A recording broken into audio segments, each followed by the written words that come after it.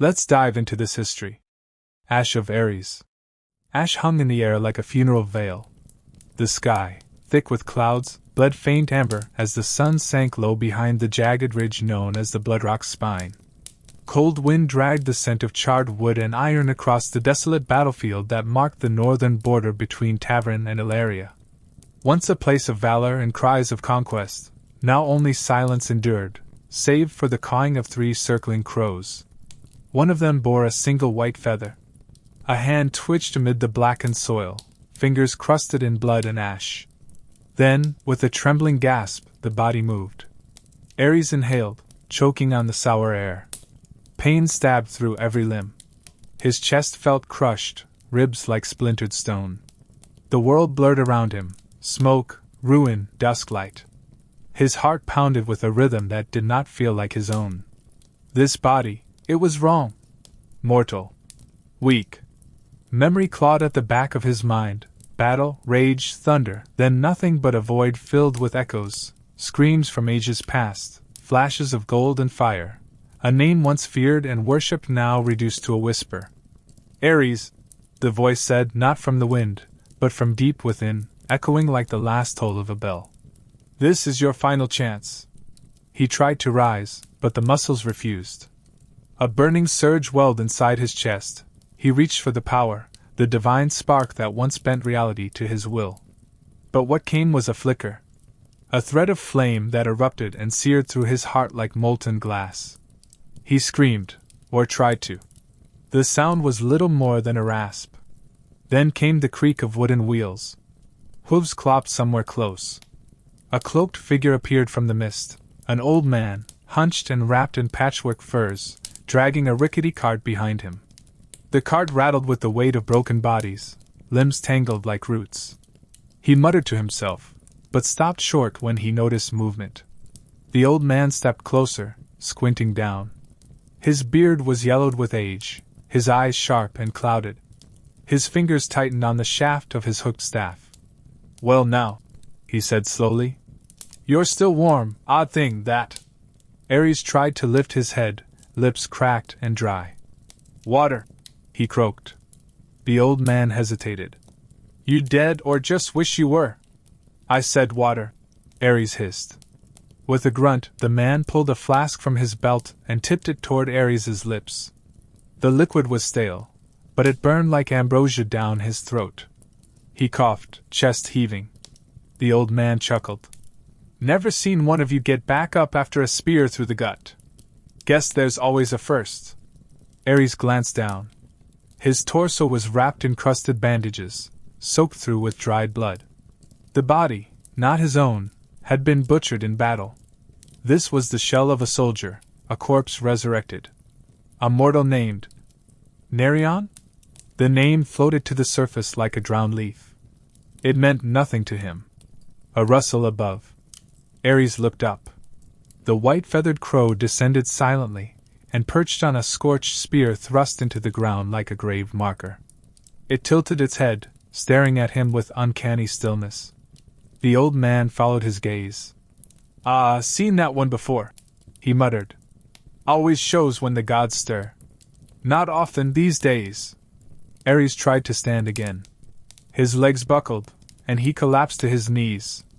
Rage flared. He growled, summoning the divine. But it was gone, lost to ash and blood. All that remained was pain. He clenched his fists, the skin tearing as he drove them into the earth. Might want to take it slow, the old man warned, handing him a chunk of dry bread. You'll need strength if you plan on walking south. South? Aye. There's still life that way. Village folk. Not all turned to cinders. The god-turned man stared into the dying light. He felt the pull, not of purpose, but of inevitability. Something waited. Destiny, perhaps. Or ruin. The crow cawed once, and the other two joined it. Together they circled above, a black halo over the battlefield. Ares, once god of war, now shivered in the body of a dead man, unsure whether what awaited him was redemption, or the final end. The village of Criolla crouched like a wounded animal at the edge of the broken Gramuccia River. Morning mist drifted low across the shattered remnants of what once passed for homes, crooked chimneys, scorched beams, and doorways that opened into hollow silence. The bridge to the other bank lay in splinters, its stonework blasted apart during a last, desperate retreat. Ares walked slowly, leaning on a wooden staff fashioned hastily by the old corpse-gatherer. His every step was pain, the mortal weight of this body defiant beneath his will. The sun, hidden behind the mountain spine, cast little warmth. Yellow leaves fluttered down with every gust of wind, settling over ash and blood. Criolla was not a military outpost. It was a place of the forgotten, elders with hollow eyes, children clutching each other in burned blankets, and women tending to the wounded. Their gazes trailed him as he passed, wary, uncertain. Not with fear, but with the weariness of those who had seen too much to trust anything that still walked. They prayed. Not for victory. They prayed for survival. Ares paused near a crumbled wall, his breath fogging the air. The war, his war, had torn through this place like a wildfire. Tavern's hunger knew no mercy. But here, he saw no enemies, only broken people. At the center of the village stood a single structure untouched by flame, a stone chapel, its narrow spire dark against the pale morning. From within came low murmurs and the scent of herbs. Ares pushed the heavy door open and stepped inside. Warmth greeted him, firelight, candle smoke, and the sharp scent of poultices. Children huddled in corners. An old woman whispered prayers near a cracked altar. At the far end, a young woman leaned over a wounded man, wrapping his leg in cloth soaked with bitter tincture. She turned as he entered. Her eyes, wide and steady, locked onto him. Hair the color of oak bark, braided and bound. Not afraid, not hostile. Curious. "You're hurt," she said gently. He didn't answer. His breath was shallow. He swayed, and the staff slipped from his fingers. In 3 quick steps, she was at his side, easing him down. "Easy. Rest." Ares allowed it. The ache in his limbs was overwhelming. She applied a balm to his chest without asking questions. Her hands were firm, practiced. "You've come far," she murmured. "Too far for a dead man." "I'm not dead." "No," she replied, eyes narrowing slightly. "But not quite alive either, are you?" He didn't answer. "Name?" Silence. "Very well," she said, not pressing. "I'm Liriana. Priestess of no temple, not anymore. But I remember the old rites." Her fingers brushed a scar beneath his collarbone, and something within him sparked. She froze. "You're burning," she whispered. "Your skin. It's warm, like iron in the forge." He looked away. That night, the chapel was quiet. Only the slow breathing of the wounded and the rustling of blankets. Ares lay on a bed of hay and linen, sleep elusive. Then he heard it. Whispers. They came not from the people, but from the stones themselves. From the walls, from the altar. A voice older than any he had heard in centuries, murmuring through the cracks in time. Drawn by something beyond his will, Ares stood. He followed the voice to the back of the chapel, where faded paint adorned the wall, a fresco. It was cracked, scorched, but still clear enough. A warrior in golden armor, wreathed in flame. Ares. Him. His own eyes stared back from the painting, carved centuries ago by hands that no longer remembered why. Below the image, in the ancient tongue of the first priests, were the words. "When a god bleeds upon mortal soil, the sword shall break." He reached out, and the stone warmed beneath his palm. A cough behind him. Liriana stood in the dark. "You knew," he said. She nodded. "The image was here before I was born." He turned to her. "Do you believe in gods?" "I believe in consequences," she replied sharply. "You bring fire, and yet they trust you. Fools." "Perhaps," she said, stepping closer. "Or maybe they're simply desperate enough to hope. But I look at you and I don't see a savior. I see a curse." Ares flinched. He had faced titans, battled storms, but the truth in her voice struck deeper than any blade. He left the chapel before dawn. As he walked through the misty streets, A low growl broke the silence. A wolf. Thin, starving, and lunging at a little girl near the well. Ares didn't think. His hand lifted, flame igniting at his fingertips. The fire surged, pure and golden, lancing forward. The beast yelped and crumpled into smoke and ash. Silence returned. Behind him, Liriana stood in the doorway, eyes wide. She had seen it. And so had the boy, Tero, peeking from behind a stone pillar, his gaze locked with Ares's. Not in fear, but in recognition. Dusk hung low over the forest of pale flame, the last shreds of daylight caught in the skeletal fingers of half-burned trees. Rain had begun to fall, light, almost hesitant, and the air shimmered with something that wasn't entirely natural.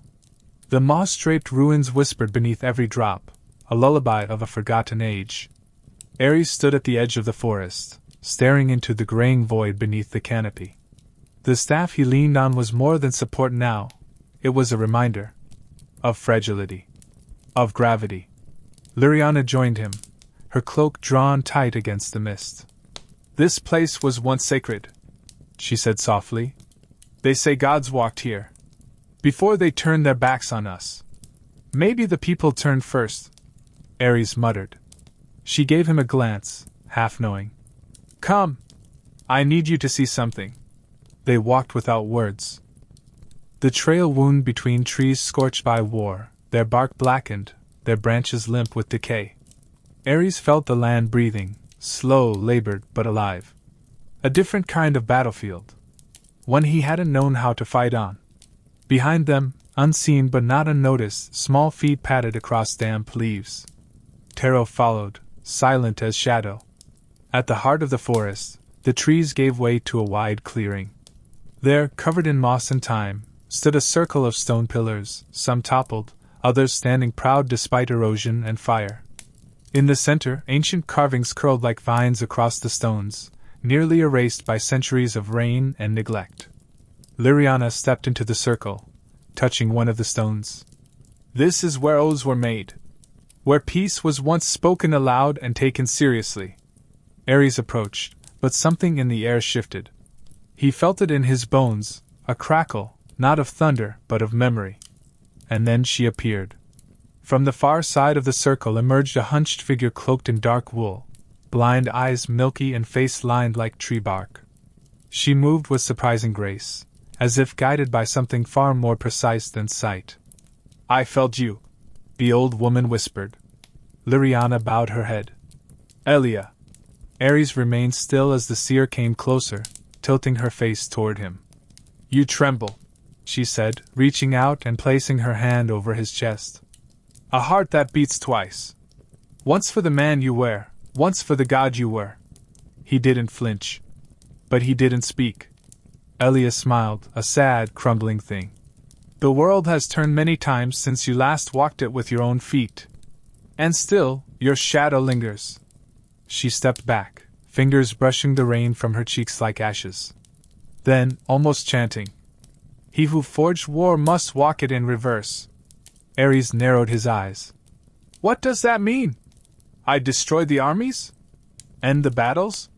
The old woman's laughter cracked through the forest like dry twigs. "No, fool. You think peace is just silence after slaughter?" She pointed to the moss beneath them. "It means to feel each loss. To bleed for every soul you condemned." The wind rose. Ares turned his back to it, jaw tight.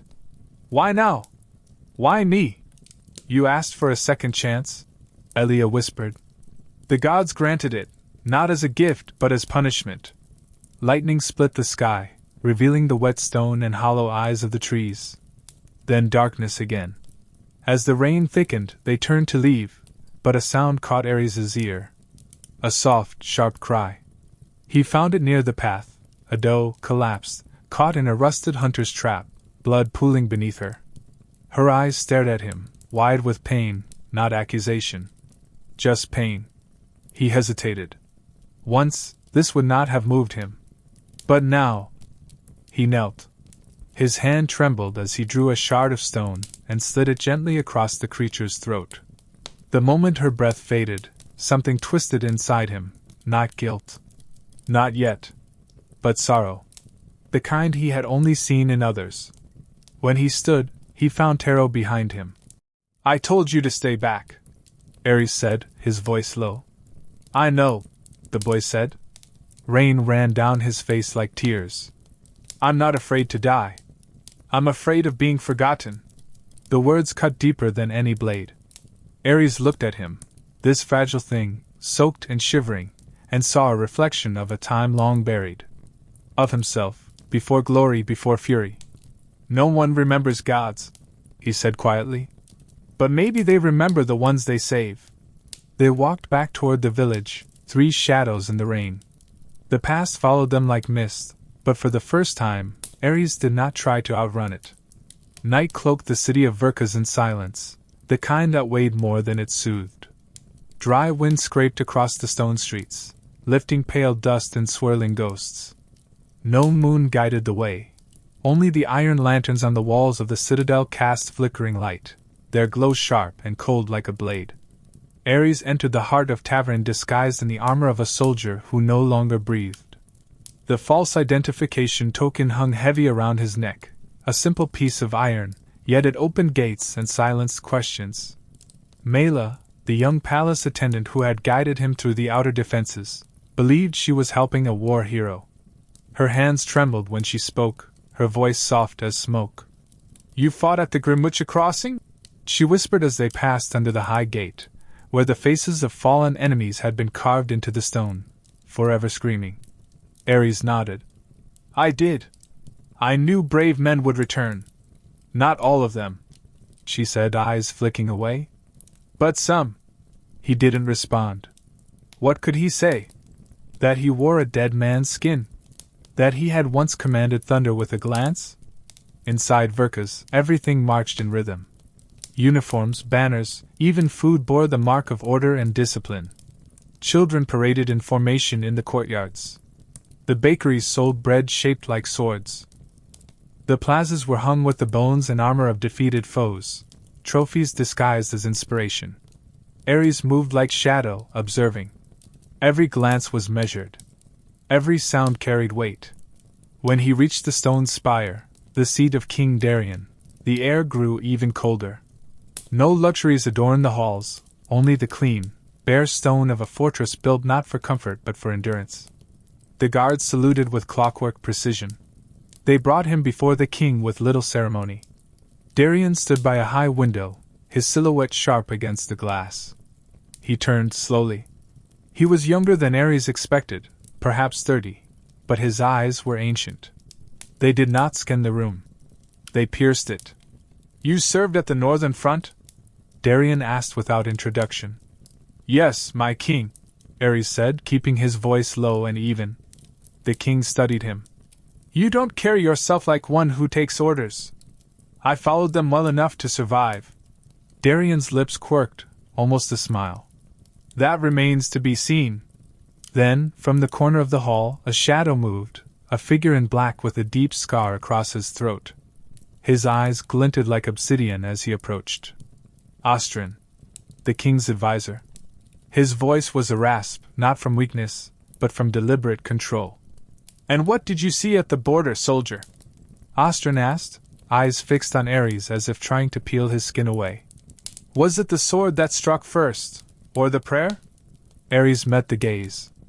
A prayer, he said. But it smelled like smoke. Ostrin smiled. Slow. Knowing. Then you've seen the truth. Even mercy bleeds if pressed hard enough. Ares clenched his fists, the urge to unleash power rising in his chest. He could end it all, here, now. Tear the throne to the ground. But something held him back. A whisper of restraint. Of change. Darien stepped forward. Who were you before the war? Ares looked into the king's eyes. I was someone who never knew peace. Not even for a moment. Darien stared at him, then gave a single nod. Then you'll fit right in. That night, Ares wandered the tower alone. The hallways were quiet, lined with statues of generals long dead. In one side chamber, he found a room of stone tablets, each engraved with a name. Heroes, the plaque read. Tavern's immortal sons. He read the names. Then stopped. Narration. The body he wore. Fell with honor, the tablet said. Honor. He reached out, fingers brushing the engraving. You knew him? Mela's voice came from behind. No, Ares lied. She stepped beside him. They always say it's for glory. But what is glory if no one remembers you after a week? He said nothing. That night he dreamt. In the dark, Ostrin stood beside him, cloaked in shadow. No wound marked his throat. His voice was smooth, intimate. You and I are mirror blood, he whispered. You just don't remember yet. Lightning cracked behind him, and the dream vanished. Ares woke with a start. And the wind outside the tower carried the sound of drums. War was coming. But something older stirred beneath the stone. Sanentra unfolded beneath the golden kiss of autumn. The city, nestled among the rolling vineyards and rust-red chestnut groves of the valley, gleamed under the midday sun like a crown scattered with amber and ruby. Where Tavern wore iron, Ilaria wore silk, but the silk, Ares soon learned, was drawn taut over steel. He had crossed the moored river under moonlight, in a creaking wooden boat with no name and no ferryman. Alone crossing through shadowed currents and low mist. By dawn, his boots sank into warm earth instead of ash. He stood beneath Ilaria's southern gate, soaked, silent, and unknown. And yet, he was seen. In the central square, laughter rang out. Children played at war, mock duels and pretend charges. One wore a helmet carved from a gourd, another swung a crooked stick like a great sword. They argued over who would win in a real fight, Tavern's iron or Ilaria's cleverness. One boy staged a dramatic fall, clutching his chest and gasping. Tell my mother I was brave! Ares paused, watching. Their innocence was both a bomb and a blade. Then chaos struck. A horse bucked, startled by the clamor. A young noble boy, dressed in ceremonial green, stood frozen in its path. Ares didn't think. He moved with the same instinct that once guided lightning to his hands. In one breath, he had the boy in his arms. In the next, hooves crashed into the cobblestone where the child had stood. Gasps erupted from the crowd. Nobles and commoners alike froze, then erupted into motion. By mid-afternoon, Ares stood in the halls of the Starlace Palace, summoned by gratitude and curiosity. The palace shimmered with grace, vaulted ceilings, windows like open pages of sunlight, columns wrapped in flowering vines. But beneath the softness was precision. Behind every curtain, a listening ear. Behind every gentle voice, calculation.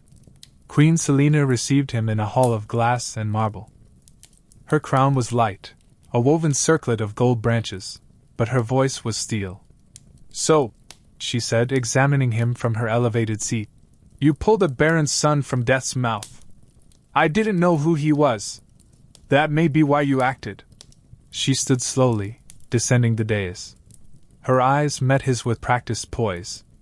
And who are you, stranger from the provinces? A lucky passerby? Unlucky, Ares replied. But not without purpose. Do you believe this war has purpose? He met her gaze. I believe in pain. And I see a great deal of it ahead. A flicker crossed her face. Not fear, weariness. That night, the palace of Starlace did not sleep.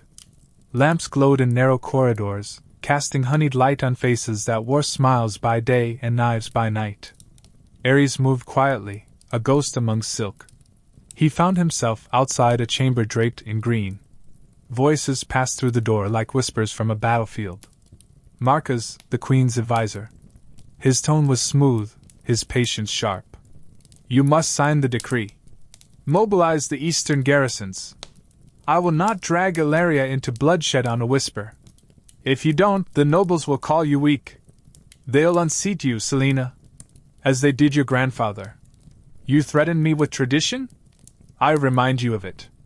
The queen's voice broke, soft but clear. Is there no room for peace? Ares turned from the door, his fists clenched. Later, beneath the moon, he found her again, this time in the garden, seated beside a fountain, her fingers plucking at a silver harp. She played without an audience, without armor. Each note a confession. She didn't see him at first. "You play like someone who's lost too much," he said from the shadows. She stilled. "And you sound like someone who hides too well." A pause, long and fragile. "Do you fight for Ilaria?" she asked. "I don't know what I fight for anymore," Ares said. "But I know what I fight against." That morning, the blind street musician, Eurissa, sang in the square. He was a storm, but became the silence, if only for a breath. Ares froze. That song, he remembered it. A hymn once sung in the temple of Aphrodite, when gods still walked unhidden. When his name was spoken with awe, not fear. And for the first time in centuries, the god of war felt something break, not with rage, but with longing. The path twisted through narrow mountain passes, where the wind howled like a memory too long buried. The stars above glimmered faintly, waiting their turn to be erased by the moon's full rise. Ares walked in silence, boots crunching dry leaves, guided only by the glow in Liriana's eyes and the pulse of something ancient drawing him forward. He didn't ask why she had disappeared for days. He understood. Some places did not want to be found. The forest gave way to stone. There, half hidden by creeping vines and the collapse of time, stood the sanctuary of silent flame, once a neutral ground for kings and gods, now forgotten by both. They passed beneath the shattered archway. Moss covered what remained of the carved sigils, wings, swords, sunbursts, all dimmed by centuries. Inside, the air was still and thick, smelling of ash and old prayers. Faded frescoes watched them from the walls, worn but unmistakable. One depicted a figure in golden armor, chest pierced by fire, his hands empty. His face was Ares' own. Liriana whispered beside him. "This place, it remembers you." Ares didn't speak. He walked slowly through the nave, drawn toward the central altar, a stone slab ringed with the remnants of ceremonial torches long since extinguished. But now, without hand or spark, a flame flickered into being. Not red. Not hot. Silver. Silent. There, upon the altar, lay a sword. It was broken, the blade snapped, the hilt wrapped in leather cracked from age. And yet, it pulsed faintly with a warmth that reached through time. Ares stepped forward, hand trembling not from fear, but recognition. He touched the hilt. The sword glowed. The walls trembled. A gust of wind blew through the sanctuary, but the flame did not bend. From the shadows behind the altar, a figure emerged, tall, cloaked in colorless cloth, with skin like bleached parchment, and eyes like the void between stars. "You have returned," the figure said, his voice a low hum. "To finish what you began?" Ares remained silent. The figure, the keeper, nodded, as though that was answer enough. "The sword does not wish for vengeance. It remembers. As do the stones. As does the sky." He turned, placing a pale hand over the broken blade. "Hear the prophecy once more. Not in the tongue of men, but in the breath of truth." The wind ceased. Even the fire stilled. "When the god bleeds not the blood of enemies, but his own, the blade shall vanish, and peace will fall like ash upon the earth. But there shall be a loss without name. Deeper than death, colder than time." Liriana stepped forward, her voice hushed with awe and fear. "He must lose something, not someone, but a part of himself." Ares glanced at her. "What part?" "That," the keeper whispered, "is for the blade to decide." A soft shuffle echoed from behind a crumbling column. Selena stepped into the sanctuary, her cloak trailing dust. Her face was pale, her breath uneven. "You're not just a soldier," she said. "You're a legend born of fear." Ares turned to face her. The flickering light caught the curve of his jaw, the shadow in his eyes. "I was born of blood," he said. "But I am trying not to die in it." She said nothing. Then, a sound like cracking bones. The walls groaned. Liriana spun toward the altar. "The temple's waking. Your touch has disturbed the seal."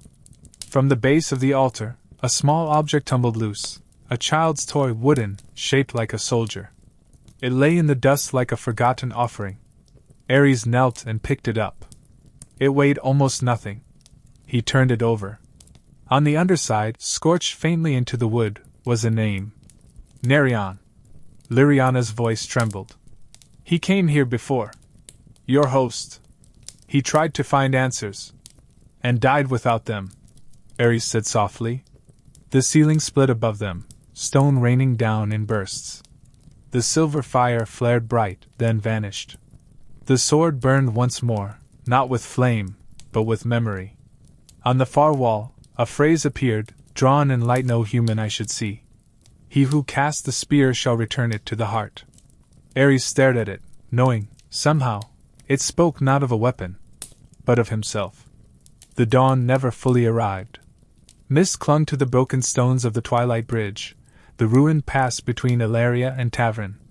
The sun, hidden behind a veil of stone-colored fog, cast only the faintest glow, more memory than light. Far below, the canyon whispered in echoes, wind weaving between jagged rocks like secrets left unburied. Ares stepped carefully along the crumbling path, led by a message burned into his thoughts. Where none should meet, blades will be guided by voices. The monastery of the renounced rose from the mountain's side like a scar, its once white walls now blackened with soot and moss, its towers half collapsed. It had once been a haven for those seeking truth beyond empires. Now, it was something else entirely. Inside, silence ruled. The torches burned, though no hand had lit them. Their flames curled inwards, casting twisted shadows across the cracked murals of saints and fallen kings. Beneath one such mural, four figures waited, shrouded in black, faces obscured by carved bone masks. The Council of Shadows. And standing at their center, no longer hidden in polite whispers or royal courts, was Ostrin. His cloak was gone. He wore no crown or crest, only simple, dark robes. But the room bent around him. You came, he said, his voice echoing strangely, as if it traveled down more than one corridor at once. I wondered which side of yourself would win. Ares stepped closer, the air tightening with each stride. What is this? He asked. Not treason, Ostrin replied. Truth. The war between Tavern and Ilaria is theater. A distraction. The real work begins here, in these walls. With us. He turned toward the bone-masked figures. These are the voices who ignite kingdoms. They whisper to kings, inspire assassins, sow ruin with rumors. They've kept the world aflame for generations. And you serve them? Ostrin smiled, not cruelly, but like a teacher who has cornered a student with an impossible riddle. No. I surpassed them. I am them now. Ares's fists tightened. You want to burn both realms? No, Ostrin said. I want to build one, from the ashes. A place where war is worship, where peace is myth. We will not rule with swords, but with words sharp enough to kill. His eyes narrowed. And you, my brother of flame, were born for this. Ares froze. Ostrin stepped forward. You are not a healer. Not a savior. You are the perfect storm, the blade between breaths. Don't lie to yourself. Even your breath smells of ash. He raised a hand. A circle of symbols flared to life in the dust, old, divine, familiar. With this right, you can reclaim it all. No more pain. No more weakness. Just power. Purpose. All it takes is one betrayal. Ares said nothing. Then, a crash. A figure burst through a side door. Gil. The blacksmith from Criolla, dust-covered and older than he had any right to be, stormed across the stone, grabbed a torch, and slammed its burning shaft across Ostrin's face. You snake, he growled. I know men like you. I bled for them, killed for them, and buried my son because of them. Ostrin staggered, smoke rising from his scorched cheek, the illusion around him flickering. His voice hissed through clenched teeth. You think you can stop what's already begun? I'm not here to stop you. Gil spat. I'm here to remind him who he really is. Ares stood still, caught in the pull of both truths. The divine fire trembled within him, awake now, fierce, hungry. A whisper curled from the walls, "Return." Suddenly, one of the masked council lunged, a dagger drawn. Ares turned just in time. The assassin vanished mid-strike, consumed by a burst of wild light that exploded from Ares's chest. The torchlight dimmed. Across the cracked wall, a mirror hung crooked. Ares glanced, and saw not Narion's worn face, but his own. Not mortal. Not god. Something between. Eyes full of storm. A face etched with solitude. He turned away. On the far wall, scrawled in blood, were words no ink could hold. "Peace is a blade without a hilt. Not all are meant to hold it." The shadows pulsed. The right still glowed, waiting. But Ares stepped back. "I was born for war," he whispered. "But not your war." And as the dawn struggled to rise, the flame within him refused to be claimed. The valley glowed in hues of soft lavender as night spilled gently across the sky. Crickets sang in the tall grass, and the air smelled of sweet hay and late-blooming flowers. Somewhere in the distance, the river Griala murmured to itself, untouched by the fires of war. Ares sat on the porch of the small pilgrim shelter, the wood beneath him warm from the day's sun. He wasn't holding a sword. His hand rested loosely on his knee, fingers unclenched. A breeze played with his hair, and for the first time in what felt like centuries, he was not a god, nor a ghost. He was simply still. Inside, laughter. Tero chased a moth around the candlelight, small feet pattering on the stone floor. Liriana sat beside the hearth, her voice soft as she recited a prayer, not one of fear, but of thanksgiving. She glanced up, met Ares's eyes through the doorway, and smiled.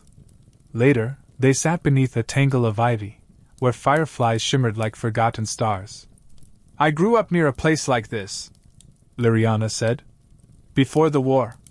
My sister and I used to pretend the river had secrets, messages for us from the gods. Maybe it did." Ares listened, his silence not from disinterest, but from reverence. "She was taken in the third raid. I was 10. I swore I would never let another child lose someone like that. That's why I wear the robe. Not because I think I can stop war. But maybe I can stop one." She turned to him, placing a gentle hand on his chest. "I know who you were. But that's not all I see." Her eyes searched his. "I see who you could be." Ares swallowed hard. "I believe in you," she whispered. The words struck deeper than any blade. That night, the moon hid behind clouds, and the valley drifted into silvered shadow. Tero finally slept, curled beside the fire with his arms wrapped around a warm blanket. Ares stayed awake. But even gods cannot watch every doorway. The blade struck quietly. A shape moved in the dark, cloaked, soft-footed. A hand over Liriana's mouth. A flash of steel. A whisper. "For the balance." By the time Ares felt the shift in the air, it was too late. He rushed inside, the walls closing in around him. She lay on the stone floor, her white robes blooming red beneath her. "Liriana!" Her breath was shallow, her skin too pale. But her eyes opened when he touched her. "You found your answer," she whispered. "It was never about what you could destroy." "Don't speak," he said, holding her close, his voice shaking. "This is your prophecy, Ares. I am not what you love most, but I am your first loss. And you did not want to lose me." Tears traced lines down his cheeks, hot, foreign. Divine rage surged in his chest, wild and crackling, begging to be unleashed. The assassin fled into the field. Ares followed. Flames burst from his footsteps, the grass igniting in a ring of golden fire. The sky turned red with his fury. But he stopped. The assassin stood cornered, panting, shaking, too young to understand who he had touched. Ares raised his hand, and the fire surged. But he did not strike. He let it burn around the killer, scorching the ground but sparing the flesh.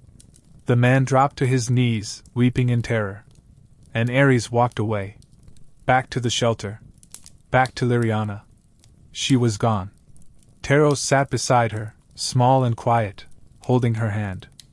He didn't cry. Instead, he looked up at Ares and said, "I'll learn not to be afraid." Like she was. Outside, a breeze carried a scrap of white cloth, torn from her dress, across the grass. It drifted to the river's edge and settled gently on the water, floating like a final breath. Ares knelt by her side. He picked up the shard of the blade that had struck her, still warm, stained with her blood. He wrapped it in linen and placed it in his pouch, not as a weapon, but as a vow. That night, the sky offered no stars. But within Ares, something had begun to shine, not divine. Human. Before dawn, the Morley's plain held its breath. Once a land of wheat and songbirds, it now lay flattened beneath the boots of thousands. 20,000 men and women, steel-clad and silent, facing one another like the jaws of a beast ready to close. At the center of that field stood the Stone of Silence, a hill-shaped burial mound older than the kingdoms it divided. Its presence was heavy, like a tomb that watched. The wind did not blow. Even the crows, ever drawn to battlefields, circled high and quiet. On one side, tavern. Banners like blood, spears like a forest of iron. At its head rode King Darien, draped in armor so polished it mirrored the gray sky. His eyes burned with something that was not zeal, but possession, as if the war itself had taken root in his soul. On the other side, Ilaria. Fewer in number, but no less steady. Queen Selena stood at the front silent, a hand on her sword but not drawn. She did not speak. She did not need to. Her people read her sorrow like scripture. Between them, only trampled earth and death waiting to happen. And then one man moved. Ares walked slowly, his figure small against the army behind him, but somehow taller than the stone he approached. Each step pressed into the soil like a seal. His armor bore no emblem, no color. His sword was sheathed. His hands were empty. But his presence was undeniable. Soldiers from both armies paused mid-breath. They didn't know who he was, not exactly. But something in the way he walked, the calm he carried, made their hearts still. He climbed the Stone of Silence alone. He turned toward the gathered armies.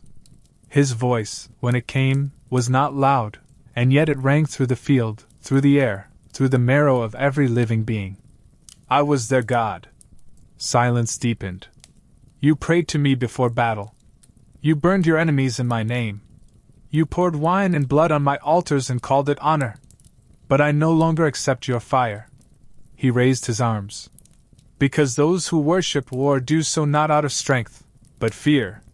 Fear of peace. Fear of change. Fear that without the sword you are nothing. The words echoed. Across helmets. Across hearts. Darien's voice broke the moment. Archers! But the archers did not move. They stared. Frozen. Selena lifted her hand, not to attack. To stop her own. Then, a scream. Ostrin, disguised no more, stepped from the tavern flank. His blade flashed as it plunged into the back of a commander. This is a trap, he shouted. Attack now! They mean to slaughter us all! And with those words, chaos. Soldiers lurched forward. Shouts rang out. Steel rasped free from scabbards. But Ares stood unmoved. The ground beneath him hummed. Then he rose, not by choice, but by force. Power, ancient and golden, radiated from his core. It flared through his arms, split his skin in glowing cracks. A roar of energy pulsed outward, not to kill, but to stop. A wave of light swept the field. The front lines of both armies fell, not dead, not broken, but paralyzed, held in place as if time itself had gripped their limbs. Ares gritted his teeth. Pain lanced through him. Holding that much power felt like catching the sun bare-handed. He could have ended it all. He could have burned both armies to ash. But he chose not to.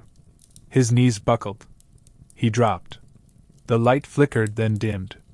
And in the silence, Selena stepped onto the stone. She knelt beside him. Not as a queen.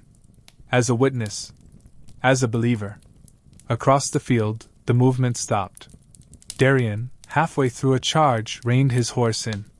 His face twitched, confusion then doubt. Then a child ran. Taro burst from the supply lines, feet flying over dirt and armor. He reached Ares, fell against his chest, and held him. The plain was still. Then, a sound. Steel striking earth. One of Tavern's oldest soldiers dropped his sword. Then another.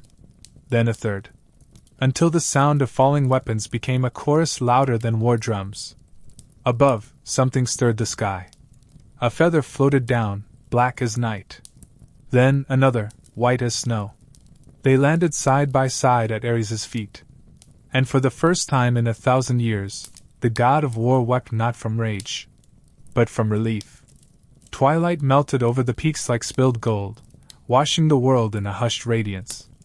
The wind sang through the broken columns of the Temple of the Windspire, a place forgotten by maps but remembered by stars. It stood perched above the river Griala, stone steps crumbling toward the edge of the cliff, open to the heavens. Here, long before Tavern or Ilaria, tribes once spoke peace into existence. Now, only ghosts listened. Ares moved slowly across the ancient floor, each step a trial. His skin was cracked like dry earth, his breast shallow, his limbs hollowed by the weight of what he had withheld. Power no longer clung to him, it scraped at his insides like broken glass. Selena walked at his side. She did not offer to carry him. He wouldn't have let her. But her hand never left his arm. Her dress was scorched with dust and ash, but her eyes held firm. They reached the altar, a stone circle etched with prayers in a language older than memory. Ares sank onto the lowest step, his body refusing more. Taro sat at his feet, silent, small fingers resting against the side of Ares' boot. He hadn't spoken since the battle. He didn't need to. From the shadows of the trail, hooves clicked against stone. Darien approached alone. His armor was gone. He wore only a gray tunic, creased and weathered, and the streaks in his dark hair had turned fully silver. He walked with caution, but not fear. His sword was still sheathed. He looked at Ares. "I don't know what you are," he said softly. "God. Man curse. But what you did out there, it made me see again." Ares didn't answer. His eyes were on the horizon, not searching, just watching. Behind Darien, 2 guards dragged a man in chains. Ostrin. Blood painted the corners of his mouth, and one eye was swollen shut. But his smile remained, as if nothing could shake it. "Look at you all," he rasped. "Still hoping peace can be a monument. Still clinging to illusions." Darien said nothing. Selena's jaw tightened. Ostrin turned to Ares. "Take me. Chain me. Kill me. It changes nothing. War isn't a man or a blade. It's thirst. And one day, someone will drink again." He laughed, low and dry. But Ares rose. He moved to the edge of the platform, overlooking the valley that once ran red. He held something in his hand. A shard of a broken weapon. Dull, blackened. The piece of the dagger that had ended Liriana's light. His voice was a whisper, but it reached every soul present. "You're right," he said. "War can't be killed. Because it isn't alive." He looked down at the metal. "But it feeds on something." He pressed the shard to his chest. "On pride. On vengeance. On gods." He looked at Selena, at Darien. Then at Taro. "I fed it. For centuries. I burned the world, thinking I was purpose." The wind picked up. But no more. He closed his eyes, and let go. The shard vanished into his skin, not with pain, but with light. A blinding warmth surged from his chest, pulsing through the temple like a heartbeat of the world. The stone glowed. The sky deepened into crimson, and then cleared, pale, endless. The ground trembled. Not violently. Like an exhale after ages of breath held. Ares dropped to his knees, arms spread wide, as if offering himself to the very air. The light faded. He collapsed, face down, the breath leaving him not in agony, but in peace. Selena screamed. She rushed to his side, shaking him, her hands trembling. "You're not done!" she whispered. The world still needs you. But he didn't respond. Only a whisper of his last breath reached her. I was already in it. Now it's yours. Tears slid down her cheeks.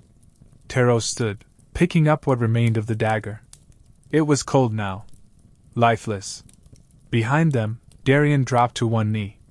Then Selena. One by one, soldiers and strangers followed, a ripple of reverence across the mountain. And from the temple's broken arch, a silver hawk rose into the sky, wings slicing through wind. Long thought extinct. But not forgotten. Weeks passed. Snow fell across the world like a breath held too long. Not a blizzard, not a storm, just the soft hush of something new. The first flakes dusted the Morley's plain, where once 20,000 soldiers had waited for a god or a command. Now, the field was empty. Only swords remained, half buried in soil, some rusting, others standing tall like gravestones. The wind whistled between them, a quiet requiem. No victor. No vanquished. Only silence. In Verkas the markets echoed with footsteps that didn't hurry. The clang of hammers still rang from the forges, but fewer blades were shaped, and more hinges, nails, wheels. The people muttered. Not all were happy. Peace had come, but it had not brought purpose. Some soldiers drank too much. Others paced the streets, waiting for orders that no longer came. There were scuffles. Small fires. Unspoken questions. And at the heart of it all, King Darian sat on his throne, unmoving, crown askew, staring at a map no longer marked with arrows. He didn't speak. Until one morning, a letter arrived. 3 words, written in clean, careful script. I will not strike. He stared at it for a long time. Then, with slow, deliberate hand, he dipped a quill and wrote. Then I will not defend. The paper trembled in his fingers, and for the first time in years, so did his lips. A smile. In Sanitra, Queen Selena walked the halls not in silk, but in wool and dust. Her advisors warned her. Peace breeds weakness. Enemies grow in silence. She didn't argue. She simply ordered the rebuilding of the harvest roads, the opening of orphan halls, and the construction of a memorial, a circle of white stone, no higher than a child's shoulders. Not a single sword would be carved there. Only names. At twilight, she stood at the site with workers and children and mothers who still dressed in black. Her voice, clear and unwavering, spoke. We remember him not as a god, but as someone who gave us the chance to choose. They didn't cheer. But they stayed. They helped. And the city grew quieter. Not dead, resting. At the ruined shrine on the windspire, the wind still sang. The columns still pointed toward the stars, broken but proud. No priests returned. No rulers came. But every night, a small flame appeared. Tero. He climbed the narrow path alone, lamp in hand. He sat beside the stone now etched with 4 words. He who turned away. And he spoke. He told stories of Criolla, of the moth he caught, of the songs Liriana used to sing. He described Ares in pieces, not as a god, but as someone who had once laughed, once wept, once sat silently while the world waited. Sometimes, the wind answered him. Sometimes it didn't. Elsewhere, a blacksmith in a village near the Griala River found a twisted piece of metal in a field. He brought it to his mother, a woman with white hair and soil on her hands. She said nothing, just handed him a wooden handle. Make something that feeds, she said. Not kills. He forged a plow. At a country fair, a girl sang a song. Her voice was sweet, her tune slow. The god of war laid down his blade, and walked where mortals tread. He found the pain no battle made, and chose to die instead. Some booed. One man shouted. But others told her. Sing it again. In the Temple of Stars, an old priestess noticed a new star above the eastern horizon. It burned white-blue, soft and steady. We call it, she said, the fire without flame. A symbol of a power returned to the world, not in destruction, but in restraint. And so the world turned, quieter than before. but not without memory. Ares was gone. Yet he lingered, not in statues, not in chants, not in temples, but in choice. In every hand that picked up seed instead of spear. In every silence that chose not to be broken. And every night a boy lit a lamp at a ruined temple, just in case someone needed to find their way. Years passed. And with them, the world changed. Spring returned to the valley, not as a guest, but as a rightful heir. The first season in a long time to arrive without a war to greet it. Fields flowered not under banners, but beneath bees. Rain fell on roofs rebuilt from ruin. People slept, not because they were exhausted from grief, but because the night was finally safe. In Criolla, the village once torn by fire now stood bright and clean. Children laughed in its narrow streets. Near the rebuilt chapel, a school of sorts had formed, where little ones ran not with sticks for swords, but with paper lanterns, chasing the wind. Every spring, on the day of the equinox, the village held a day of silence. No words were spoken until the sun dipped below the horizon. They worked in quiet, cooked in quiet, sat together, and remembered in quiet. As dusk settled, the children lit floating lanterns and placed them gently into the Griala. Light glided across the river's surface, carrying wishes they never voiced aloud. Among them, now a boy no longer, stood Tero. He worked with wood now, carving with steady hands and deep thought. This season, he had crafted something new. A small figure. Not a king. Not a god. Not a warrior. A person. Simple. Barefoot. Holding a lantern, its flame just beginning to glow. He placed it gently beside the stone at the ruined temple above the cliffs, where once a god had fallen, and peace had begun. There was no name carved on the wooden base. Only a single word. Remember. In Sanitra, the square where soldiers once shouted for blood was now lined with flowers and quiet stones. At the center stood no statue, only an empty pedestal. Selina came sometimes, now without a crown. She served as counsel to those who led, offering wisdom instead of commands. She taught students not how to speak with force, but how to listen with intention. Sovereignty, she said to them once, isn't won with a sword. It's granted by those willing to trust. On the equinox, she traveled to Criolla. There, by the river, she sat with the children. She told them a story. About someone who once carried fire in his hands. Who could destroy mountains, but chose instead to stop. Who gave away his power to protect a single choice. One child, wide-eyed and curious, tugged on her sleeve. Is it real? They asked. Did that really happen?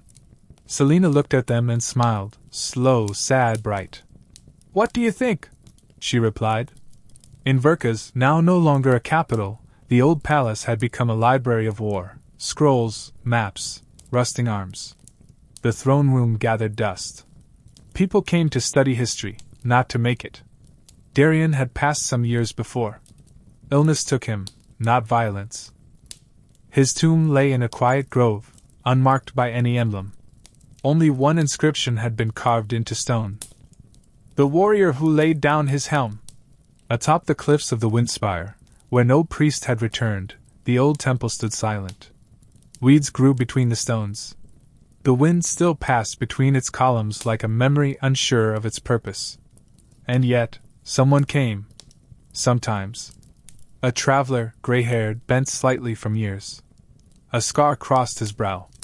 His eyes held a silence too deep for words. He never spoke. Never stayed long. But each visit the stone that bore 4 words would be newly cleaned. He who turned away. And now, freshly etched beneath it, the letters still sharp, still careful. He who taught us not to fear peace. Tero had carved it with his own hands. He didn't tell anyone. He just left it there, and walked home, where his workshop waited and spring would needed shaping. That night, a new star shone in the sky, one not found in any chart. A sword turned downward, its point resting in light. Some called it a miracle. Some said it was just a story. But in a world no longer ruled by thunder, that was enough. Ares was gone. But not forgotten.